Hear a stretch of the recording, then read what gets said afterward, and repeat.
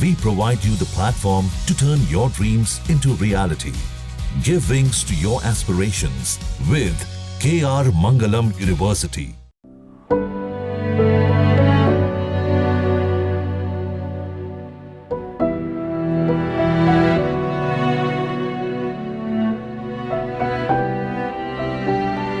पश्चिम Bengal police ने मुर्शिदाबाद जिले में हाल ही में हुई हिंसा की घटनाओं की जांच के लिए 9 सदस्यीय विशेष जांच दल SIT का गठन किया है।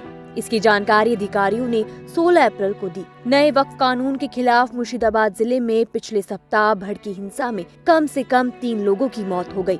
इस बीच पश्चिम बंगाल अल्पसंख्यक आयोग के अध्यक्ष अहमद हसन इमरान ने 16 अप्रैल को हिंसा की निंदा करते हुए कहा कि ममता बनर्जी ने बहुत अच्छी बात कही कि हमें दिल्ली जाना चाहिए और वहां वक्फ संशोधन अधिनियम के खिलाफ विरोध प्रदर्शन करना चाहिए।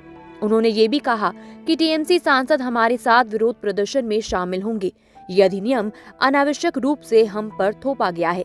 अधिनियम के खिलाफ हिंसक विरोध प्रदर्शन ठीक नहीं है।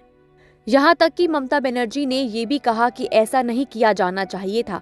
इस संबंध में जांच चल रही है, हम इसकी निंदा करते हैं। हम सभी का मानना है कि विरोध प्रदर्शन शांतिपूर्ण तरीके से किया जाना चाहिए। वहीं दूसरी ओर भाजपा सांसद जगदम्बिका पाल ने 16 अप्रैल को कहा कि वक्फ संशोधन विधेयक पर अब संसद द्वारा पारित किया जा चुका है।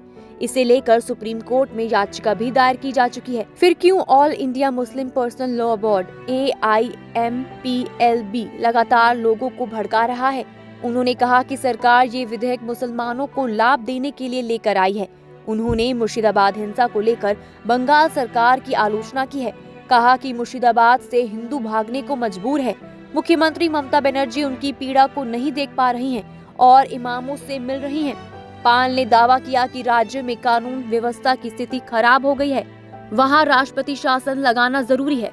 जानकारी के अनुसार महाराष्ट्र में सत्तारूढ़ शिवसेना ने बंगाल में हुई हिंसा की घटनाओं को लेकर ममता बनर्जी के नेतृत्व वाली सरकार पर निशाना साधा और वहां राष्ट्रपति शासन लगाने की मांग की।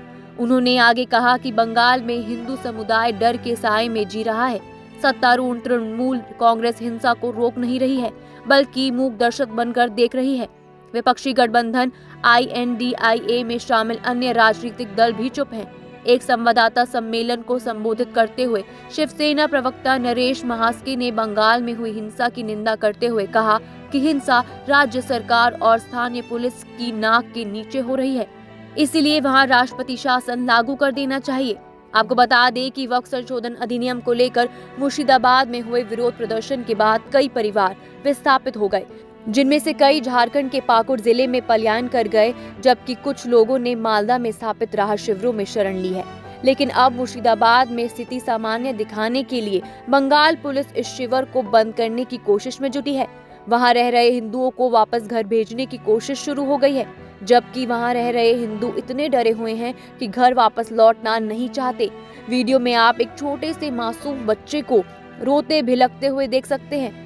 कैसे वहां लोग रह रहे हैं, क्या हालत है, ये किसी से अब छुपा नहीं है। मालूम हो कि बंगाल के मुर्शिदाबाद में वक्फ संशोधन कानून के खिलाफ प्रदर्शन में हिंसा हुई थी और कुछ लोगों की जान भी गई।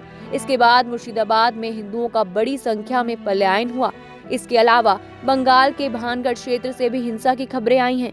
बता दें कि हिंसा के बाद केंद्रीय गृह मंत्रालय ने मुर्शिदाबाद में सीमा सुरक्षा बल की लगभग 9 कंपनियों, कम से कम 900 कर्मियों को तैनात किया। इन 9 कंपनियों में से 300 BSF कर्मी स्थानीय रूप से उपलब्ध हैं। राज्य सरकार के अनुरोध पर अतिरिक्त कंपनियां भी उपलब्ध कराई गई हैं। पुलिस ने कहा कि मुर्शिदाबाद हिंसा के सिलसिले में अब तक 150 लोगों को गिरफ्तार किया गया है और मुर्शिदाबाद के शमशेरगंज, धुलियान और अन्य प्रभावित इलाकों में पर्याप्त पुलिस बल तैनात किया गया है।